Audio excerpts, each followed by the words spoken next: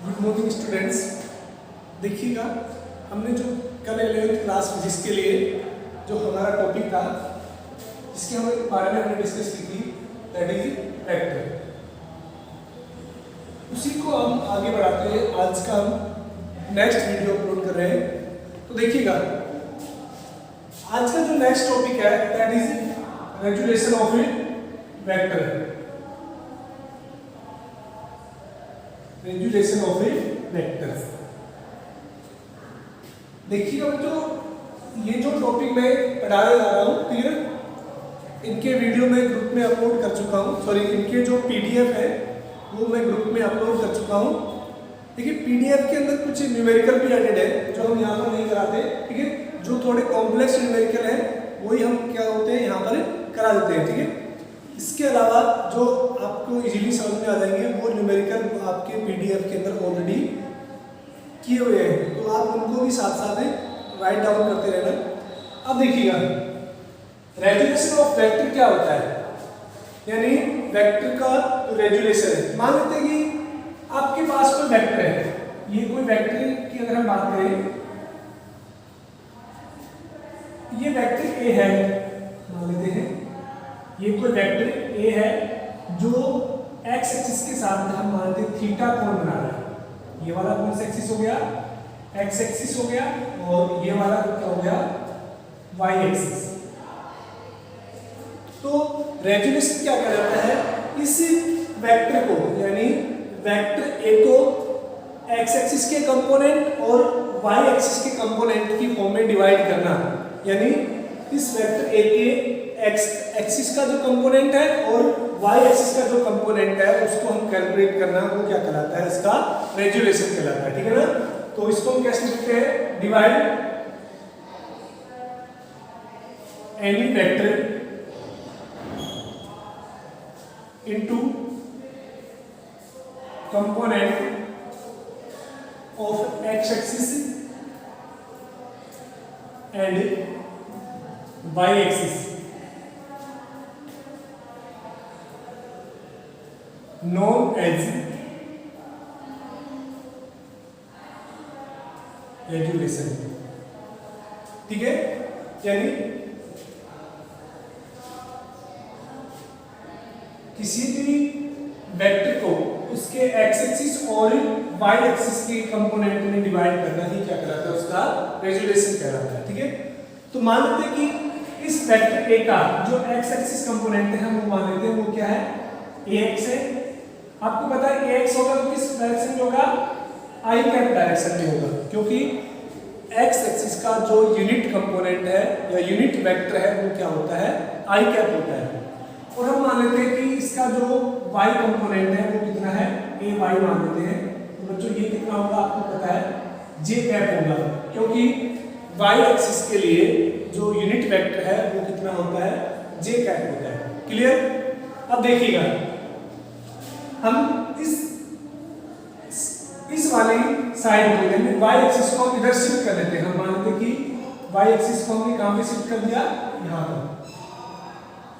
ये कितना हो गया, ए वाई हो गया।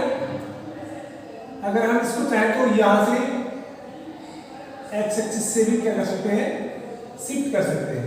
क्लियर, यानी जो वेक्टर्स है वो पैरेलल शिफ्ट हो सकते हैं। ठीक है, इसको हम आगे बढ़ाएंगे। तो हमने ये जो ए वाई वेक्टर था इसको हमने यहाँ पर शिफ्ट कर दिया। क्लियर। अब हम मान लेते हैं कि ये ओरिजिन हो गया O, ये पॉइंट P है और ये पॉइंट Q मान लेते हैं हम। तो देखिएगा, अगर हम बाई ट्राइंगल OPQ इस ट्राइंगल OPQ से अगर हम पाइथागोरस थ्योरम लगाते हैं या ट्रिग्नोमेट्री, पाइथागोरस में अगर हम ट्रिग्नोमेट्री लगाते हैं तो देखिएगा cos थीटा कितना हो जाएगा, बेस यानी ax आई कैप अपॉन हाइपोटेन्यूज, यानी बेस तो ये हो गया और हाइपोटेन्यूज क्या हो गया, वेक्टर a यानी a। तो यहां से बच्चों देखिएगा, अगर हम बात करें जो ax है, एक्स एक्सिस के लिए वो कितना हो जाएगा, a cos theta, that is equation first. Clear? आप इसको आई कैप के साथ भी लिख सकते हैं। अगर हम साइन थीटा की बात करें, साइन थीटा कितना हो जाएगा? साइन थीटा क्या होता है? परपेंडिकुलर अपॉन हाइपोटेनस, यानी ए वाई जे कैप अपॉन हाइपोटेनस कितना हो गया? Vector A. तो यहां से देखिएगा ए वाई जे कैप वो कितना हो गया? ए साइन थीटा। तो ये जो इक्वेशन फर्स्ट और सेकंड है ये क्या हो गए? इस वेक्टर ए के एक्स एक्सिस के कंपोनेंट, यानी कितना है ये? अगर हम इसको लिखेंगे कितना हो गया? ए कोस थीटा। यानी किसी भी वेक्टर का जो एक्स एक्सिस कंपोनेंट होता है वो कितना होता है? ए कोस थीटा। और ये कितना हो गया? ए साइन थीटा। क्लियर बच्चों? अगर हमें इसका मैग्नीट्यूड निकालना है, ठीक है ना, तो हम इसको कैसे कर सकते हैं?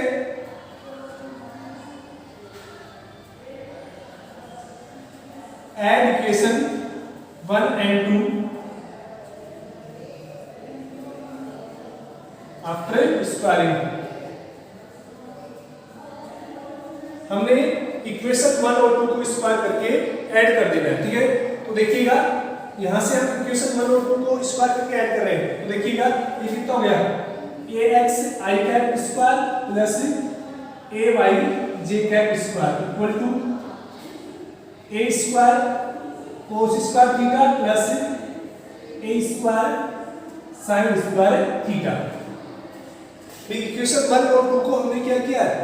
स्क्वायर करके ऐड किया। तो ax स्क्वायर i कैप के साथ और ay स्क्वायर j कैप के साथ, यानी LHS पार्ट एक तरफ ऐड हो गया, RHS पार्ट दूसरी तरफ ऐड हो गया। ये कितना हो गया? a square cos square theta a square sin square theta. Clear? ये बच्चों वेक्टर की फॉर्म में है, ठीक है ना? तो यहां से देखिएगा कितना हो गया? ax i कैप का square plus ay j cap square equal to कितना हो गया? अगर a स्क्वायर कॉमन लेते हैं तो ये आ गया cos square theta plus sin square theta, ठीक है? या फिर ax i cap square plus ay j cap square equal to a square, और आपको पता है cos square theta plus sin square theta कितना होता है? a। तो यहां से हम कह सकते हैं इसको कि जो a है उसका मैग्नीट्यूड वो कितना होगा? ax square plus ay square, that is the magnitude of a। तो बच्चों ये क्या कर रखा है? रेजुलेशन ऑफ वेक्टर्स, यानी वेक्टर्स को उसके जो x और y कंपोनेंट है उसके अलोंग डिवाइड करना, उसको क्या कहलाता है? रेजुलेशन कहलाता है। हमने ये कोई वेक्टर था जिसको हमने a से रिप्रेजेंट किया है। हम मान लेते हैं कि ये x एक्सिस के साथ थीटा एंगल बनाना है, तो x एक्सिस के साथ यदि थीटा एंगल पर है तो इसका जो x कंपोनेंट है उसको हमने क्या माना है? ax माना है, और जो y कंपोनेंट है उसको हमने क्या माना है? ay माना है। आपको पता है कि जो i कैप है वो x एक्सिस की यूनिट वेक्टर होता है, और जो j कैप है वो y एक्सिस का यूनिट वेक्टर होता है। तो यहां से देखिएगा अगर हम इस ट्रायंगल OPQ इस वाले ट्रायंगल से बात करते हैं OPQ से, तो cos थीटा क्या हो जाएगा? Base upon hypotenuse. Clear? ax i cap upon vector a। तो यहां से क्रॉस मल्टीप्लाई से हम क्या कर सकते हैं? इनको क्रॉस मल्टीप्लाई कर दिया, ax इक्वल टू ये आ गया आपके पास x कंपोनेंट, यानी वो क्या होता है? cos theta. सीधा याद रखिएगा जिसके साथ थीटा आएगा, जिस साइड के साथ थीटा बनता है वो हमेशा cos थीटा कंसीडर होगा, ये ध्यान रखना है, ठीक है? अगर आप इसके साथ थीटा बना देंगे तो ये cos हो जाएगा, ठीक है? अगर हम sin थीटा निकालेंगे तो वो कितना हो जाएगा? a sin theta. हमने ये क्या हो गया? उनके कंपोनेंट हो गए, x एक्सिस और y एक्सिस के कंपोनेंट है। अब हम इनको मैग्नीट्यूड निकालते हैं तो कैसे करेंगे? इक्वेशन जो फर्स्ट और सेकंड है इसको स्क्वायर करके ऐड कर देना है आपको। तो यहां से देखिएगा simple a square cos square theta और a square sin square theta, cos square theta plus sin square theta आप 10th क्लास में पढ़ के आए हैं, that is 1 and that is resultant of both component ax and ay। Clear जो? तो देखिएगा इसके बाद जो हम नेक्स्ट टॉपिक स्टार्ट करते हैं उसके बारे में बात करेंगे, इसको आप नोट कर लीजिएगा। देखिएगा इससे रिलेटेड मैं न्यूमेरिकल की बात करूं, जैसे एक छोटा सा न्यूमेरिकल लिखता हूं मैं आपको।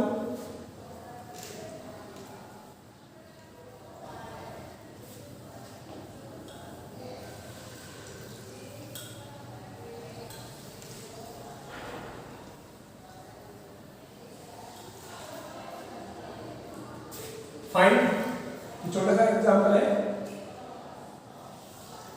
Find magnitude and unit vector of vector a equal to 3i 2i cap minus 6j cap. यानी हमने दो ही कंपोनेंट लिए हैं, x एक्सिस के अलोंग और y एक्सिस के अलोंग। आप तीन भी ले सकते हैं, z के लिए अलोंग क्या हो जाएगा, k कैप के अलोंग आ जाएगा, उसके लिए भी सेम मेथड होगा। अब देखिएगा आपसे क्या पूछा है, एक तो मैग्नीट्यूड पूछा है इस वेक्टर a का, दूसरा क्या पूछा है इसका यूनिट वेक्टर पूछा गया है। तो देखिएगा अगर हम मैग्नीट्यूड की बात करें, इस a का जो मैग्नीट्यूड है वो कितना हो जाएगा,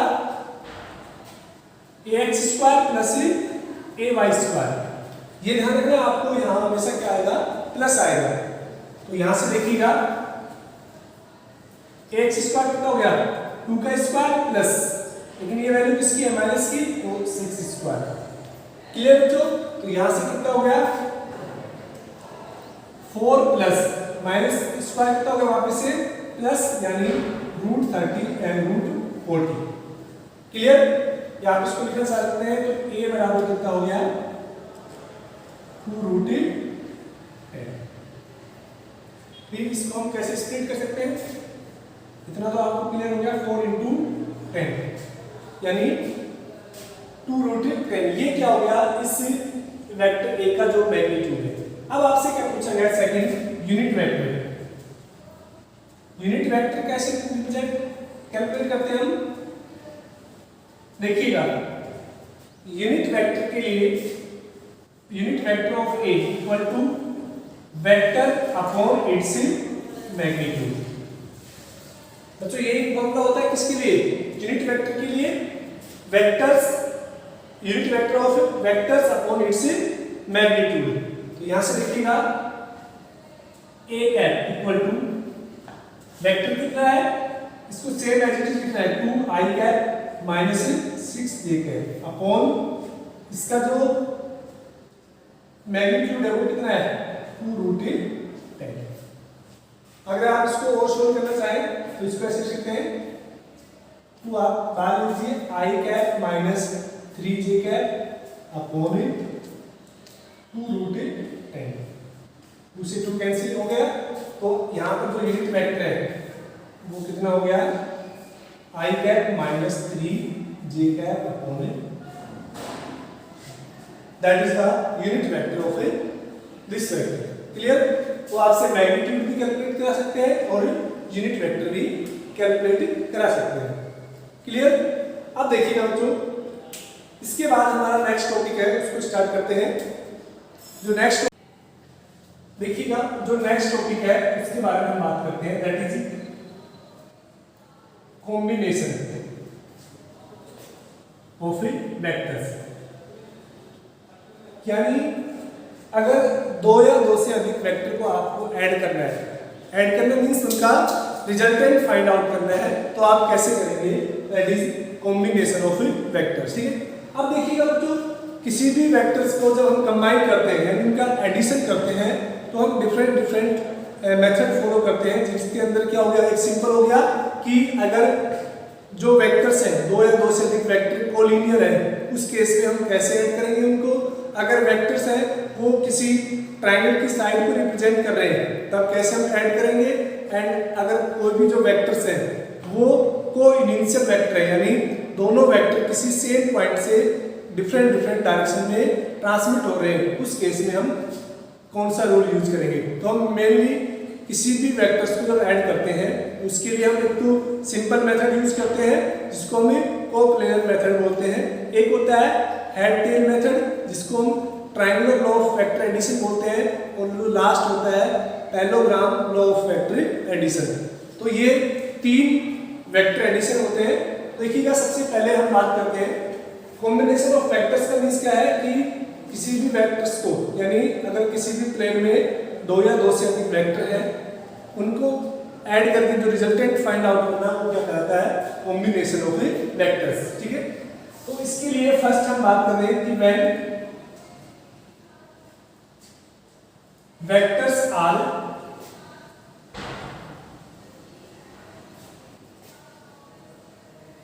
कोलिनियर। ठीक है, यानी कोलिनियर वेक्टर हमने बताया था कि कोलिनियर वेक्टर क्या होते हैं कि वो वेक्टर जो एक ही लाइन के अलावा में एक्ट होते हैं उनको क्या बोलते हैं? कोलिनियर। फिर वो चाहे सेम डायरेक्शन में हो सकते हैं या फिर अपोजिट डायरेक्शन में। अगर सेम डायरेक्शन में है और उनका मैग्नीट्यूड भी सेम है तो वो इक्वल वेक्टर कहलाते हैं।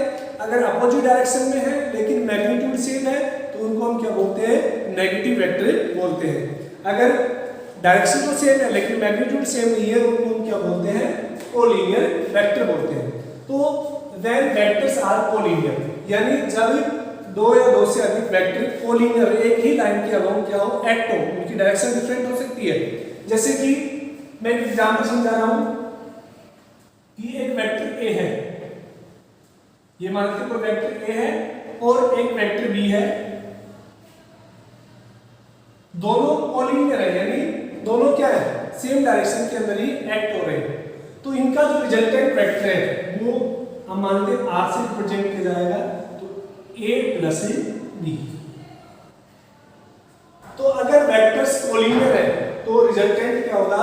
डायरेक्टली उन दोनों से सम हो जाएगा, जैसे मैथमेटिकल सम होता है उसी तरह। अगर हम सेकंड बात करें कि अगर एक वेक्टर ए है और दूसरा वेक्टर बी है, वो अपोजिट डायरेक्शन में है, तो उनका जो कॉम्बिनेशन है यानी रिजल्टेंट वेक्टर आर है वो कितना हो जाएगा? Vector a plus vector b. लेकिन बच्चों देखिएगा वेक्टर बी की डायरेक्शन क्या है? ए से अपोजिट है, इसलिए हम इसको क्या लेंगे? नेगेटिव लेंगे, यानी यहां से जो आर है वो कितना हो जाएगा? Vector a minus vector b. Clear? तो ये किसके लिए हो गया? जब वेक्टर्स क्या है? कोलिनियर है। जैसे मैं आपको दे रहा हूं कि एक वेक्टर ये है जिसको रिप्रेजेंट किया जाता है 2i cap minus 4j cap. Clear? और एक वेक्टर b है जिसको रिप्रेजेंट किया जाता है, तो एक कंपोनेंट में लेते हैं 5i कैप से। तो जो रिजल्टेंट r है वो कितना होगा? Vector a plus vector b, यानी 7i कैप। लेकिन अगर मैं इस i कैप को यहां पर एक नेगेटिव ऑफ i कैप कर देता हूं, यानी दोनों वेक्टर क्या है? एक दूसरे के अपोजिट है, तो उस केस में क्या होगा? यहां पर क्या हो जाएगा? ये माइनस हो जाएगा। क्लियर? उस केस में कितना आएगा? -3i cap. ये क्या हो जाएगा? रिजल्टेंट वेक्टर है। क्लियर? अगर ऐसे 2 से अधिक वेक्टर है, जैसे ये कोई वेक्टर है a j कैप, क्योंकि y एक्सिस के लोग है, एक वेक्टर b मान लेते हैं, ये भी j कैप, और एक वेक्टर c मान लेते हैं हम, वेक्टर c j कैप। अगर 3 वेक्टर है या 4 हो सकते हैं, 5 हो सकते हैं, उनका जो रिजल्टेंट है r वो कैसे कैलकुलेट होता है? Vector a plus vector b plus vector c। इस तरह से हम क्या कर लेंगे? उनको सिंपली कैलकुलेट कर लेंगे। क्लियर?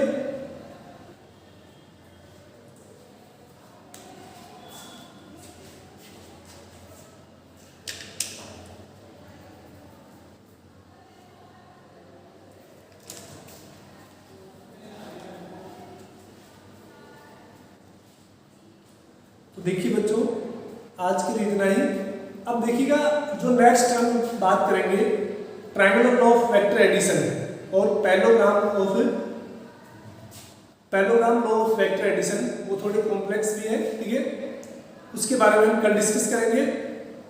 इसके बाद हम multiplication of vectors and subtraction of vectors, इनके बारे में भी बात करेंगे। आज के लिए इतना ही, थैंक यू। साथ साथ है आप नोट्स राइट डाउन करते रहना। देखिए अभी ये आपका चैप्टर स्टार्ट नहीं हुआ है, ये अभी बेसिक चल रहा है, बेसिक मैथ का पार्ट भी है, वो भी हम कल पढ़ाएंगे।